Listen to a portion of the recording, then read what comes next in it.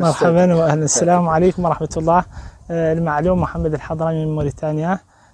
جئت في اطار المشاركه في الملتقى المنعقد هذه الايام بتيزنيت عن الرحله والرحاله وامتداد الامتداد الافريقي، العلاقه المغربيه الافريقيه. وكانت فرصه سانحه لازور رفقه اخوتي سي هشام والحسن نزور ضريح الشيخ سيدي أحمد موسى رضي الله عنه وأرضاه. الشيخ سيدي أحمد موسى علم من أعلام هذه المنطقة وعلم من أعلام الأمة الإسلامية، أجمع أهل عصره على ولايته، وكثر مشايخه كثرة لافتة كما كثر أتباعه بعد ذلك كثرة لافتة، وانتشرت عن طريقه أسانيد الطريقة الجزولية، وخصوصا ما يتعلق بسند دلائل الخيرات لسيدي محمد بن سليمان الجزولي رضي الله عنهم أجمعين.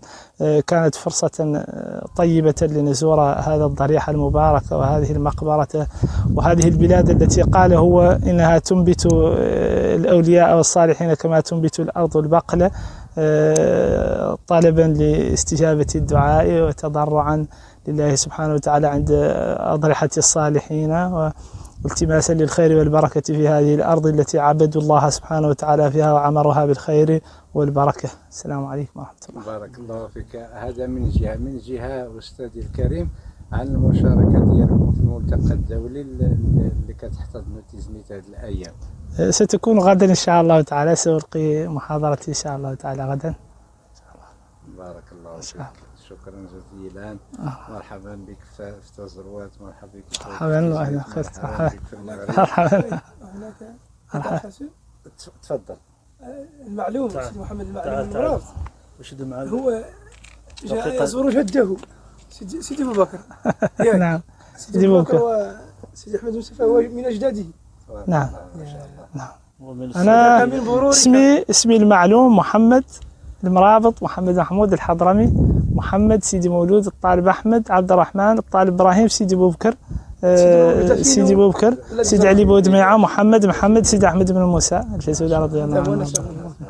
جزاك الله. تضيف شي كلمه؟ شكرا لك الحاج عبد الله على المواكبه. كما قال الاخ الصديق العزيز الاستاذ الحضرمي، نشكره على هذه الزياره تاعته، فهو بالمناسبه مشارك في هذا الملتقى التي تعرفه مدينه تيزنيت هذه الايام، واغتنم الفرصه لزياره ضريح جده سيدي احمد موسى رحمه الله عليه. والأستاذ المعلوم كنت أعرفه من مدة، وكنا نتواصل معه ونتبادل يعني المعلومات التاريخية بصفة عامة. واليوم الحمد لله هذه اغتنمنا الزيارة اليوم، اغتنمنا الوقت والفرصة لزيارة ضريح جده وزيارة ضريح جده كذا سيدي بوبكر مدفون بإيلير. وشكرا للناس ساكنة إيلير، الأخ الكريم عضو المجلس الجماعي كذلك، شكرا له كذلك، وشكرا للناس اللي ساكنة إيلير عامة على الكرم تاعهم والضيافة تاعهم. شكرا جزيلا. بارك الله. منو ماذا عليها قبل؟ لا عند الولاد. عند الولاد. لا كيفاش؟ ما فهمت. يعني هذه عقد يعني واش خلى الأولاد ولا ما سيدي علي؟ سيدي علي الأولاد. كل شيء عطيك. أنا كان يذكر أنا ذريته. لا كل شيء عندهم الولاد. لحقاش فاش سميتو بالنسبة للصندوق كيفاش يفرقوه على 5 يعني كاين ولاد زاد كل عام كيتزي واحد من ولادو احفاد ديالو، وكاين هذا كاين سميتو ديال الحسن الاول ديال الوصيه ديالو كيتفرق الصندوق كيتفرق على 5 سنين كل العام كيتزي واحد من ولادو ونص ديال المصاريف. السيد حسين الهاشم هو اللي احنا في عقد احنا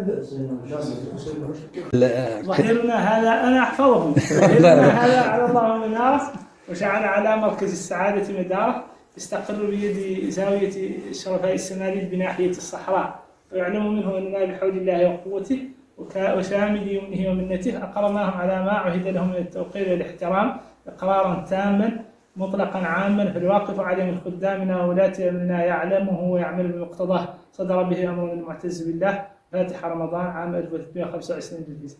ما شاء الله ما شاء الله. تفضل.